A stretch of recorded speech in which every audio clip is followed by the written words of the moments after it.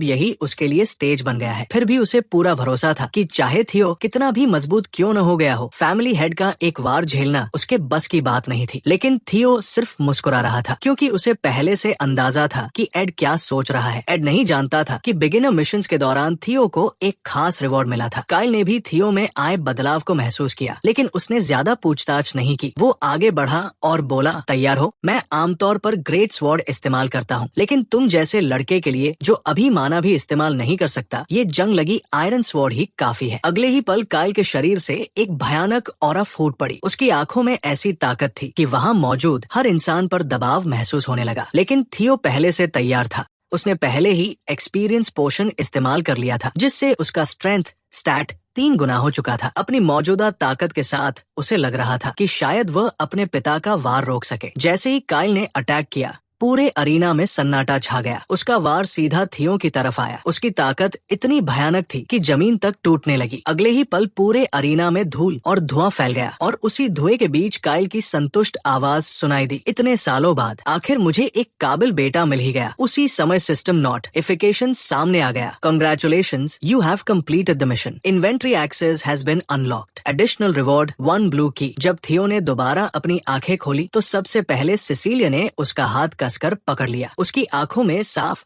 चिंता दिखाई दे रही थी। मैंने सुना कि तुमने फैमिली हेड का सीधा वार झेला है। मैं तो डर के मारे आधी मर ही गई थी। तुम्हें कहीं चोट तो नहीं लगी? अगर कोई हड्डी टूटी है या कुछ अपनी जगह से हिल गया है तो अभी डॉक्टर को बुलाना पड़ेगा। अपनी माँ की बात सुनकर थियो हल्का सा मुस्कुरा दिया। तभी जूलियस आगे आया और बोला, फैमिली हेड के ऑर्डर से कमीलिया पैलेस के पुराने मालिक को यहाँ से निकाल दिया गया है। अब से ये जगह तुम्हारी है। ये सुनकर थियो थोड़ा हैरान हुआ। उसका प्लान तो बिल्कुल अलग दिशा में जा रहा था, लेकिन बिना अपना सबसे बड़ा कार्ड इस्तेमाल किए कमीलिया पैलेस हासिल कर लेना उससे भी बेहतर रिजल्ट था। इसके बाद थियो ने सिस्टम से मिली की निकाली और रिवॉर्ड खोला, लेकिन उसे देखकर वो खुद हैरान रह गया। अंदर एक डंजन छुपा हुआ था। सिस्टम के मुताबिक इस डंजन के अंदर मिलने वाला सारा एक्सपीरियंस दोगुना होने वाला था। थियो हंस पड़ा। अगर ऐसा है तो इसे छोड़ने का तो सवाल ही नहीं उठता। जैसे जैसे वो डंजन के अंदर बढ़ता गया, उसके सामने एक सिल्वर वुल्फ आ गया। इस मॉन्स्टर की ताकत हैरान कर देने वाली थी और उसकी स्पीड भी किसी मैजिकल बीस्ट से कम नहीं थी। थियो समझ गया कि साधारण अटैक से उसे नुकसान पहुंचाना आसान नहीं होगा। कुछ देर लड़ने के बाद उसे अचानक अपने पिता का अटैक याद आया। अगर वो वही मूव इस्तेमाल कर पाता तो शायद सब आसान हो जाता। थियो ने काइल के मूवमेंट्स कॉपी करने की कोशिश की और वही अटैक चलाया, लेकिन रिजल्ट बिल्कुल उल्टा निकला। वो वुल्फ के एक बाल तक को नहीं छू पाया। जैसा उसने सोचा था, सिर्फ देखकर कोई टेक्निक नहीं सीखी जा सकती थी। लेकिन थियो ने हार नहीं मानी। इवलिन से सीखी हुई बेसिक्स और लगातार प्रैक्टिस को मिलाकर उसने बार बार कोशिश की। आखिरकार उसके अगले थ्रस्ट ने मैजिक वुल्फ की एक आंख फोड़ दी। थियो खुद भी हैरान रह गया। उसे उम्मीद नहीं थी कि वो सच में सफल हो जाएगा। समय बीतता गया और सीन 2 महीने बाद 4th ट्रेनिंग ग्राउंड पर पहुंच गया। जब से लोगों ने सुना था कि यंग मास्टर थियो ने फैमिली हेड का अटैक झेला है, तब से उसे चैलेंज करने वालों की लाइन लग गई थी। उसी दौरान हेनरी नाम का एक आदमी ताना मारते हुए बोला, तो तुम्हारा वो महान यंग मास्टर आखिर आएगा कब? कहते थे कि वो एक दिन भी ट्रेनिंग मिस नहीं करता, लेकिन 2 महीने हो गए, उसकी परछाई तक नहीं दिखी। कहीं डरकर भाग तो नहीं गया? फिर वो हंसते हुए बोला, हो सकता है ट्रायल जीतने वाली बात भी सिर्फ अफवाह हो। आखिर किसी ने अपनी आंखों से देखा तो नहीं। लेकिन वो अपनी बात पूरी भी नहीं कर पाया था कि सिबिल ने सीधा उसके चेहरे पर मुक्का मार दिया। हेनरी का अटेंडेंट कुछ बोलने ही वाला था, लेकिन अचानक उसकी आवाज गले में अटक गई, क्योंकि उसने महसूस किया कि इस ग्रुप का ऑरा अब पहले जैसा नहीं रहा था। सिबिल गुस्से में बोला, यंग मास्टर थियो की बेइज्जती करने की हिम्मत कैसे हुई? हम लोग काफी समय से तुम्हारी बकवास सुन रहे हैं। फिर उसने बाकी लोगों की तरफ देखा। सब लोग तलवार निकालो, इन्हें दिखाते हैं कि हम कौन हैं। दोनों पक्षों के बीच लड़ाई शुरू होने ही वाली थी कि तभी पूरे मैदान में बर्फ जैसी ठंडी ताकत फैल गई। नए आए हुए लोग थे जो नॉर्दर्न फोर में से एक था और उसके साथ ब्लैक बियर के नाम से मशहूर रैंक भी था। सीन वापस डंजन में लौट आया। इस समय तक थियो 170 मैजिक वुल्व्स को मार चुका था। शुरुआत में उसे काफी परेशानी हुई थी, लेकिन कई बार लेवल अप करने के बाद लड़ाई आसान होती गई। अब सिर्फ एक वुल्फ बचा था और ऐसे गेम्स में इसका मतलब अक्सर यही होता था कि बॉस आने वाला है। थियो ने अपने हाथ में बची आखिरी स्वॉर्ड की तरफ देखा और सोच में पड़ गया। ये वही सेरेमोनियल स्वॉर्ड थी जो उसकी माँ ने उसे बर्थडे गिफ्ट के रूप में दी थी। पिछली जिंदगी में उसका अपनी माँ से रिश्ता बहुत खराब था, इसलिए उसने इस स्वॉर्ड को कमरे में धूल खाने के लिए छोड़ दिया था। लेकिन अब उसे पता चला कि ये स्नो वाइट मॉन्स्टर ऑरे से बनी एक बेहतरीन स्वॉर्ड थी। कुछ देर बाद थियो 5th फ्लोर पर पहुंच गया। वहाँ उसके सामने जो मॉन्स्टर आया उसे देखकर वो भी रुक गया। उसके सामने एक लेजर वाइवन खड़ा था। रागनार फैमिली खुद को ड्रैगन डिसेंडेंट्स कहती थी, लेकिन इस मिशन का फाइनल बॉस भी ड्रैगन स्पीशीज का था। क्या ये सिर्फ कोइंसिडेंस था? लेकिन फिलहाल थियो के पास ये सोचने का समय नहीं था। सबसे जरूरी था मिशन कंप्लीट करना। जायंट वुल्फ से लड़ते हुए वो फ्लैश नाम की टेक्निक की प्रैक्टिस कई बार कर चुका था। ये अभी भी उसके पिता के ड्रैगन फ्लैश के आसपास भी नहीं पहुंचती थी, लेकिन अगर वो ड्रैगन हार्ट की पावर को पूरी तरह इस्तेमाल करे तो शायद एक सही अटैक लगा सकता था। अगले ही पल थियो ने वाइवर्न की आंख में स्वॉर्ड घुसा दी। दर्द से वाइवर्न की भयानक चीख पूरी केव में गूंज उठी। फिर उसने सिर उठाया और जोर से दहाड़ा। उसकी दहाड़ के साथ निकला प्रेशर इतना जबरदस्त था कि थियो की मूवमेंट्स तक धीमी पड़ गई। अब थियो के पास कोई दूसरा रास्ता नहीं था, उसे सामने से अटैक लेना ही था। वो अच्छी तरह जानता था कि जितनी लंबी ये लड़ाई चलेगी उतना ज्यादा खतरा बढ़ेगा। जैसे ही वाइवर्न दोबारा उसकी तरफ झपटा, थियो ने अपनी पूरी ताकत इकट्ठी की और सीधा उसके सीने की तरफ अटैक कर दिया, क्योंकि उसे पूरा भरोसा था कि ड्रैगन की सबसे बड़ी कमजोरी उसकी रिवर्स स्केल ही होती है। उधर ट्रेनिंग ग्राउंड में 2 एलीट फाइटर्स इस बात पर लड़ रहे थे कि थियो के साथ पहले कौन लड़ेगा। बात इतनी बढ़ गई कि दोनों आपस में ही लड़ने लगे। ये देखकर वेलिंगटन तुरंत बीच में आ गया। अगर लड़ना है तो कहीं और जाओ, ये यंग मास्टर थियो की टेरिटोरी है, यहाँ कोई प्रॉब्लम नहीं करेगा। लेकिन हल्क ये देखकर और एक्साइटेड हो गया। अगर ऐसा है तो पहले तुम ही मेरे सामने आ जाओ। वो इतना कह ही रहा था कि अचानक पूरे ट्रेनिंग ग्राउंड पर एक डरावना प्रेशर छा गया। सब लोगों ने एक साथ पीछे मुड़कर देखा। 2 महीने की सेक्लूजन के बाद थियो वापस लौट आया था और वाइवर्न को हराने के बाद उसने एक नई एबिलिटी हासिल कर ली थी, ड्रैकोनिक प्रेजेंस। डंजन से बाहर निकलते ही थियो के सामने कमीलिया पैलेस क्लियर करने का रिवॉर्ड भी आ गया। उसका नाम था नेस्ट कॉम्पास, एक ऐसा आइटम जो अपने मालिक को किसी नेस्ट की लोकेशन तक ले जा सकता था। थियो थोड़ा कंफ्यूज हो गया। क्या इसका कनेक्शन अगले मिशन से है? वो अभी इसके बारे में सोच ही रहा था कि एक मेट भागती हुई उसके पास आई। यंग मास्टर थियो, 4th ट्रेनिंग ग्राउंड में बहुत बड़ी लड़ाई शुरू हो गई है। उधर ट्रेनिंग ग्राउंड में हालात बेकाबू हो चुके थे। कई कमजोर लोग तो पहले ही बेहोश होकर जमीन पर गिर चुके थे। हल्क हंसते हुए बोला, चलो देखते हैं तुम्हारा यंग मास्टर आखिर कितना ताकतवर है। इतना कहकर उसने अचानक अटैक कर दिया, लेकिन थियो ने न तो पीछे हटने की कोशिश की और न ही घबराया। उसने आराम से उस अटैक को रोक लिया। हल्क को अपनी आंखों पर यकीन नहीं हुआ। उसने फिर से स्वॉर्ड घुमाई। वैसे तो नॉर्दर्न फॉर्म में उसकी ओवरऑल एबिलिटी सबसे कमजोर मानी जाती थी, लेकिन रॉ स्ट्रेंथ की बात आए तो रैंक फैमिली के इस टैलेंट को कोई आसानी से नहीं हरा सकता था। लेकिन अब थियो न सिर्फ उसकी स्वॉर्ड रोक रहा था, बल्कि काउंटर अटैक भी कर रहा था। ये बदलाव इतना बड़ा था कि खुद थियो भी हैरान था। अगले ही पल हल्क के शरीर से खून उछला और वो जमीन पर गिर पड़ा। पूरा ट्रेनिंग ग्राउंड खुशी से गूंज उठा। लेकिन उसी समय थियो की स्वॉर्ड पर एक दरार दिखाई दी। फिर देखते ही देखते स्वॉर्ड बीच से टूट गई। ये नजारा देखकर रे को अचानक पुरानी याद आ गई। उसे वो दिन याद आया जब वो पहली बार थियो से मिली थी। तुम कौन हो? इतनी ठंड में बाहर क्यों घूम रही हो? चलो मेरे साथ, जब बर्फ रुक जाएगी तब मैं तुम्हें घर छोड़ दूंगा। इतने साल बीत जाने के बाद भी रे उस पल को नहीं भूली थी, क्योंकि वो उसकी जिंदगी की पहली गर्माहट थी। रे बिना कुछ बोले वापस मुड़ गई, लेकिन जाते जाते उसके चेहरे पर हल्की सी मुस्कान आ गई। ये देखकर वेलिंगटन हैरान रह गया। क्या रे अभी मुस्कुराई थी? वो सच में मुस्कुरा भी सकती है। इसके बाद थियो वापस कमीलिया पैलेस लौट आया। उसकी माँ सिसिलिया ने उसके लिए बर्थडे बैंक्वेट रखा था, बिल्कुल वैसे ही जैसे पिछली जिंदगी में किया था। एक मेड बोली, यंग मास्टर, ये रोस्टेड एबलोन चखिए। ये एड्रियन सी की बहुत रेयर डिश है। अपनी माँ को द एक कर थियो को बार बार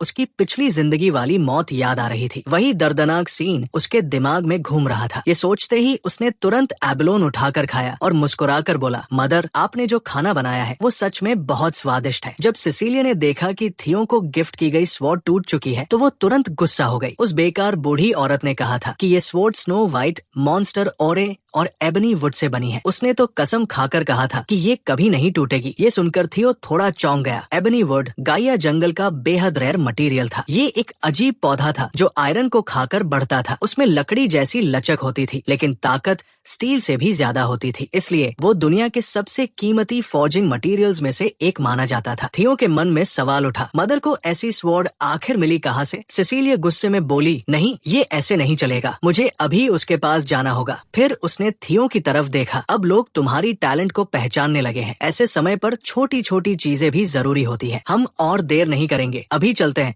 कुछ देर बाद दोनों बास्क वर्कशॉप पहुंच गए। ये विंटर की टॉप 3 वेपन वर्कशॉप्स में से एक थी। इसकी साइज इतनी बड़ी थी कि इसे वर्कशॉप से ज्यादा फैक्ट्री कहना सही होता, लेकिन इसकी असली पहचान इसकी ओनर थी। वो रागनार की उन 3 ब्लैकस्मिथ्स में से एक थी जिन्हें मास्टर आर्टिसन का टाइटल मिला था। लोग उसे कैपिटलिज्म से जन्मी एल्फ कहते थे। उसका नाम था गिल्सन, डीमन ब्लैकस्मिथ गिल्सन। लेकिन जैसे ही थियो ने अपनी माँ को गिल्सन को मॉम कहते सुना, वो वही रुक गया। उसे हमेशा लगता था कि सिसिलिया इस दुनिया में बिल्कुल अकेली है, लेकिन अब पता चला कि उसका भी परिवार था। और उससे भी ज्यादा हैरानी की बात ये थी कि सिसिलिया एक हाई एल्फ गिल्सन की डॉटर थी। अगले ही पल सिसिलिया ने टूटी हुई स्वॉर्ड सीधे गिल्सन की तरफ फेंक दी। जरा अपनी बनाई हुई इस डिफेक्टिव स्वॉर्ड को देखो, कुछ बार इस्तेमाल क्या हुई, टूटकर ऐसी हालत हो गई। गिल्सन ने स्वॉर्ड उठाई, लेकिन उसे देखते ही उसका चेहरा बदल गया। उसने तुरंत पूछा, ये स्वॉर्ड किसने इस्तेमाल की थी? थियो आगे बढ़ा और सम्मान से बोला, बास्क वर्कशॉप की मास्टर के बारे में मैंने बहुत सुना है। आपसे मिलना मेरे लिए सम्मान की बात है। लेकिन गिल्सन ने उसकी बात पर ध्यान ही नहीं दिया। उसकी नजर सिर्फ स्वॉर्ड पर थी। तो ये स्वॉर्ड सच में तुमने तोड़ी है? थियो के हाँ कहते ही गिल्सन दोनों को वर्कशॉप के अंदर और गहराई में ले गई। रास्ते में थियो खुद को रोक नहीं पाया और उसने सिसिलिया से पूछा, क्या वह सच में आपकी माँ है? सिसिलिया हल्का सा मुस्कुराई। ये मेरी गलती है कि मैंने तुम्हें अपने पास्ट के बारे में कभी नहीं बताया। हालांकि हमारा रिश्ता सिर्फ आधे साल का था, लेकिन उन्होंने ही मुझे अपनाया था। वो मेरी फॉस्टर मदर है। फिर वो हंसते हुए बोली,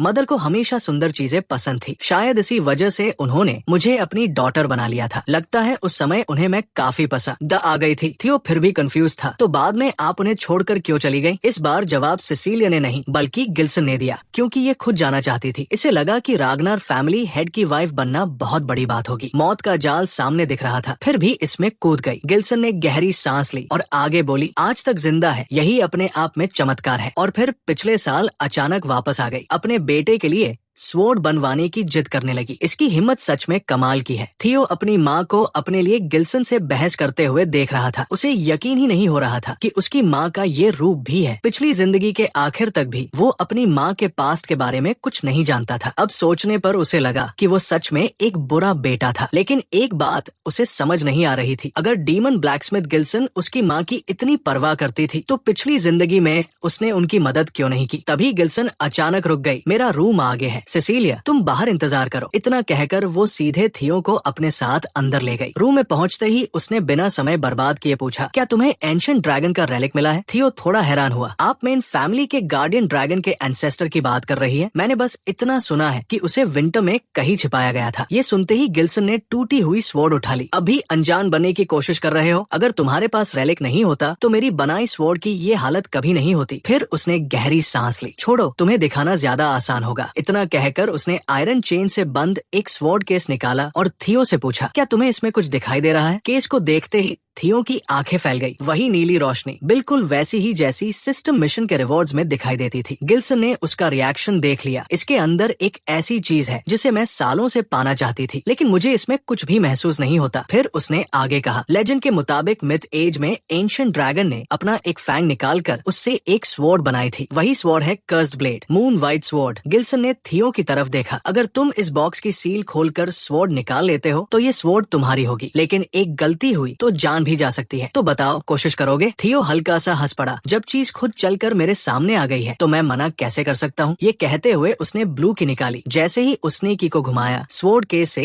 एक जबरदस्त एनर्जी फूट पड़ी। अगले ही पल थियो की आंखों के सामने उसकी पिछली जिंदगी के सीन आने लगे। वो समय जब वो कमीलिया पैलेस को मिटा देने लायक ताकत चाहता था। लेकिन अगले ही पल थियो होश में आ गया तो ये लोगों के दिल में छिपी निराशा का इस्तेमाल करके उनके दिमाग पर कब्जा कर लेती है। कर्स्ड स्वॉर्ड सच में अपने नाम के लायक है। थियो ने मन ही मन कहा, लेकिन अफसोस, जो दर्द तुम मुझे दिखा रही हो मैं उसे बहुत पहले पार कर चुका हूँ। मेरे पास सिस्टम के इतने रिवॉर्ड्स हैं तो मैं इतनी सी पावर के लालच में क्यों पड़ूंगा? उधर बाहर सिसिलिया बार बार उसे आवाज दे रही थी, यंग मास्टर कृपया आंखें खोलिए। फिर वो गिल्सन की तरफ मुड़ी। मैंने तुमसे स्वॉर्ड बनाने को कहा था, उसे इस हालत में पहुँचाने को नहीं। गिल्सन भी बुरी तरह घबरा चुकी थी। काली एनर्जी थियो की ब्लड वेसल्स तक फैल चुकी थी। ऐसा सीन उसने भी पहले कभी नहीं देखा था। उसे पूरा भरोसा था कि रेलिक थियो की रक्षा करेगा। लेकिन सिसिलिया अब पूरी तरह घबरा चुकी थी। अगर यंग मास्टर को कुछ हुआ तो मैं तुम्हें कभी माफ नहीं करूंगी। तभी अचानक काली एनर्जी की अनगिनत धाराएं थियो की तरफ जमा होने लगी। कई मिनट बीत गए, फिर धीरे धीरे वो एनर्जी गायब होने लगी। जैसे ही थियो ने आंखें खोली, सिसिलिया तुरंत उसकी तरफ दौड़ पड़ी। उसकी हालत देखकर थियो ने जल्दी से कहा, चिंता मत करो मदर, मैं बिल्कुल ठीक हूँ। ये सुनकर गिल्सन ने भी राहत की सांस ली। अगर थियो को कुछ हो जाता तो सिसिलिया शायद हमेशा के लिए उससे रिश्ता तोड़ देती। थियो ने अपने हाथ में मौजूद मून वाइट स्वॉर्ड की तरफ देखा। वो मन ही मन खुश था कि सील से आजाद होने के बाद भी स्वॉर्ड अपनी पूरी ताकत वापस नहीं पा सकी थी। इसी वजह से वो उसे इतनी आसानी से हासिल कर पाया। अब उसका माना पहले ही अपर रैंक स्वॉर्ड्समैन के लेवल तक पहुंच चुका था, लेकिन इतनी बड़ी पावर होने के बावजूद वो उसे अभी पूरी तरह कंट्रोल नहीं कर सकता था। थियो समझ गया कि ब्लूमिंग फेस्टिवल आने तक उसे इंतजार करना होगा। तभी अचानक मून वाइट स्वॉर्ड उसके हाथ में कांपने लगी। थियो ने हैरानी से पूछा, क्या ये मेरा विरोध कर रही है? गिल्सन ने सिर हिलाया, नहीं, बात कुछ और है। 100 साल से ज्यादा समय तक सील में बंद रहने के बाद अब इसे आखिरकार आजादी मिली है। इतने समय का गुस्सा तो निकलेगा ही। ये कहते हुए उसने बाई तरफ की वॉल की ओर इशारा किया, उधर अटैक करो, जितना मन करे उतना स्विंग करो। थियो थोड़ा हिचकिचाया, पक्का? कोई दिक्कत तो नहीं होगी? गिल्सन ने हाथ हिलाकर कहा, कुछ नहीं होगा। मून वाइट स्वॉर्ड सही, लेकिन तुम अभी भी एक ऐसे बच्चे हो जिसने ब्लूमिंग फेस्टिवल तक नहीं देखा। यहाँ ज्यादा नुकसान नहीं कर पाओगे। लेकिन गिल्सन अपनी बात पूरी भी नहीं कर पाई थी कि उसे कुछ गड़बड़ महसूस हुई। वो थियो को रोकने ही वाली थी, लेकिन तब तक देर हो चुकी थी। थियो ने स्वॉर्ड घुमा दी। अगले ही पल सफेद एनर्जी की एक तेज लहर पूरे रूम में दौड़ गई और पूरा घर 2 टुकड़ों में बंट गया। ये देखकर गिल्सन लगभग रो पड़ी। नहीं नहीं नहीं, ये सब मेरा पैसा था। थियो खुद भी हैरान था। मून वाइट स्वॉर्ड ने उसका सारा माना एक ही बार में खींच लिया था। वो अभी ये समझने की कोशिश ही कर रहा था कि ऐसा क्यों हुआ। तभी गिल्सन ने सीधे उसके लोअर एब्डोमेन पर हाथ रख दिया। अगले ही पल उसके चेहरे का रंग बदल गया। इसने कभी मैजिक की ट्रेनिंग नहीं ली, फिर भी सिर्फ स्वॉर्ड की शार्पनेस के दम पर ये इतना आगे पहुंच गया। गिल्सन पहली बार थियो को देखकर सच में हैरान रह गई। गिल्सन थियो को घूरते हुए बोली, ये लड़का तो पूरा जीनियस है, और ऐसा जीनियस मेरा ग्रैंडसन निकला। इतना कहकर उसने थियो के कंधे पर हाथ मारा। उसके चेहरे पर ऐसी खुशी थी जैसे उसे सोने की खान मिल गई हो। आज से मैं तुम्हें स्पॉन्सर करूंगी, तुम बस अपनी टैलेंट दिखाते रहो और बास्क वर्कशॉप का चलता फिरता एडवर्टाइजमेंट बन जाओ। अपनी ग्रैंड मदर से विदा लेने के बाद थियो और सिसिलिया जल्दी से कमीलिया पैलेस लौट आए। इस दौरान जब भी थियो को समय मिलता वो इवलिन के साथ स्पारिंग करता था। शुरुआत में दोनों बराबरी पर थे, लेकिन अब हालात बदल चुके थे। थियो इतना मजबूत हो गया था कि वो इवलिन को भी दबाने लगा था। इवलिन ने पूरे भरोसे के साथ कहा, यंग मास्टर, अगर आप अपनी असली ताकत दिखा पाए तो ब्लूमिंग फेस्टिवल में फर्स्ट प्लेस आपकी पहुंच से बाहर नहीं है। थियो मुस्कुराया और बोला, ये सब आपकी वजह से हुआ है इवलिन। अगर मैं फर्स्ट प्लेस जीत गया तो स्पीच में आपका नाम जरूर लूंगा। उधर सेंट्रल स्क्वायर में रागनार का सबसे बड़ा एनुअल इवेंट शुरू होने वाला था। ब्लूमिंग फेस्टिवल सिर्फ एक कंपटीशन नहीं था, ये वो स्टेज थी जहां रागनार के यंग स्वॉर्ड्समैन पहली बार पूरे क्लैन के सामने अपनी पहचान बनाते थे। यहाँ फैमिली हेड से लेकर 9 ड्रैगन्स तक मौजूद थे। यहाँ तक कि 2 पीढ़ी पहले की फैमिली हेड हिल्डा भी आई हुई थी। सच कहें तो हिल्डा को देखकर कोई नहीं कह सकता था कि उसकी उम्र 150 साल से ज्यादा है। तभी एग्जामिनर 12 आगे आया और ऊंची आवाज में बोला, ब्लूमिंग फेस्टिवल अब आधिकारिक रूप से शुरू होता है। पहले राउंड में हर पार्टिसिपेंट नीचे रखी आयरन स्वॉर्ड में से एक स्वॉर्ड चुनेगा और ऊपर लगी आयरन वॉल पर स्लैश मार्क छोड़ेगा। याद रखो, इस वॉल में स्नो व्हाइट मॉन्स्टर ऑरे मिलाया गया है, यानी नीचे रखी साधारण स्वॉर्ड्स इससे एक खरोंच तक नहीं छोड़ सकती। फिर उसने आगे कहा, लेकिन अगर तुम अपने अटैक में माना मिलाओगे तो रिजल्ट अलग होगा। अब हर पार्टिसिपेंट को सोमा दी जाएगी। सिर्फ एक पिल खाकर तुम 10 साल से ज्यादा माना हासिल कर सकते हो और अपने माना कोर को जगाने में मदद मिलेगी। तुम्हें उसी पावर का इस्तेमाल करके वॉल पर स्वॉर्ड मार्क छोड़ना होगा। मार्क जितना गहरा होगा स्कोर उतना ज्यादा होगा। फिर उसने नाम पुकारा, पहला पार्टिसिपा एंटी थियो रागनार। उसी समय हिल्डा ने फैमिली हेड की तरफ देखते हुए पूछा, क्या यही वो बच्चा है जिसके बारे में तुम बार बार बात कर रहे थे? चलो देखते हैं इस डिसेंडेंट में आखिर कितनी काबिलियत है। 12 के कहने पर थियो ने सोमा खा ली। पिछली जिंदगी में सोमा खाने के बाद वो माना कंट्रोल नहीं कर पाया था और उसका माना कोर बुरी तरह डैमेज हो गया था। लेकिन इस बार ऐसा नहीं होने वाला था। जैसे ही सोमा का असर शुरू हुआ, माना उसके शरीर में बेकाबू होकर दौड़ने लगी। ये देखकर बारा का चेहरा बदल गया। धत्तेरे की इस बेवकूफ ने माना कंट्रोल ही नहीं की। सोमा खाने के बाद हर इंसान को माना धीरे धीरे गाइड करनी पड़ती थी। जितना ज्यादा टैलेंट उतनी ज्यादा माना, और रागनार जैसे लोगों के लिए ये और भी खतरनाक था। एक छोटी सी गलती जिंदगी भर का नुकसान कर सकती थी। बारा को लगा कि थियो खुद अपनी बर्बादी बुला रहा है, लेकिन कुछ ही सांसों के भीतर थियो ने पूरी माना को कंट्रोल कर लिया। ये देखकर बारा की आंखें फैल गई। खुद थियो भी हैरान था। पिछली जिंदगी में जो काम उसके लिए नामुमकिन था, इस बार वो बेहद आसानी से हो गया। अगले ही पल उसने स्वॉर्ड उठाई। कई दिनों से छिपा कर रखी सारी माना उसने एक ही अटैक में छोड़ दी। साथ ही उसने अपने पिता के अटैक से सीखी हुई टेक्निक भी इस्तेमाल की। जैसे ही स्वॉर्ड चली, पूरा स्क्वायर हिल गया। अटैक इतना जबरदस्त था कि वॉल पर एक विशाल कट बन गया। वो निशान इतना बड़ा था कि लोग कुछ पल तक उसे देखते ही रह गए। बारा ने आखिरकार घोषणा की, थियो रागनार पास। लेकिन असली शौक तो अभी शुरू हुआ था। वहाँ मौजूद बहुत से लोग यकीन ही नहीं कर पा रहे थे कि ये वही थियो है जिसने आज पहली बार खुलकर माना इस्तेमाल की थी। थियो ने अपना स्टेटस पैनल खोला और देखा कि मिस फॉर्चून कर्स पूरी तरह खत्म हो चुकी थी। इतना ही नहीं, उसकी परफॉर्मेंस ने बहुत से बड़े लोगों का ध्यान भी अपनी तरफ खींच लिया था। ब्लैक ड्रैगन, स्वॉर्ड ड्रैगन और सबसे बढ़कर हिल्डा अब उसे ध्यान से देख रहे थे। थियो के लिए सबसे अहम हिल्डा थी, क्योंकि उसके पास गरुड़ा हार्ट था। अगर वो हार्ट थियो के हाथ लग गया तो उसकी ताकत एक नए लेवल पर पहुंच जाती। इसके बाद बाकी पार्टिसिपेंट्स की बारी आई। सबसे ज्यादा ध्यान नॉर्दर्न 4 ने खींचा। उन्होंने भी मॉन्स्टर लेवल रिजल्ट्स दिए, लेकिन अभी तक कोई भी थियो के स्कोर तक नहीं पहुंच पाया था। तभी भीड़ में लोग बातें करने लगे। लगता है इस बार फाइनल फाइट फ्लैश टाइगर और डार्क लेपर्ड के बीच होगी। लेकिन एक्सियोन को इन बातों से कोई फर्क नहीं पड़ा। उसने सोमा निगली और बिना एक पल रुके स्वॉर्ड मॉन्यूमेंट की तरफ अटैक कर दिया। बारा उसे रोकना चाहता था,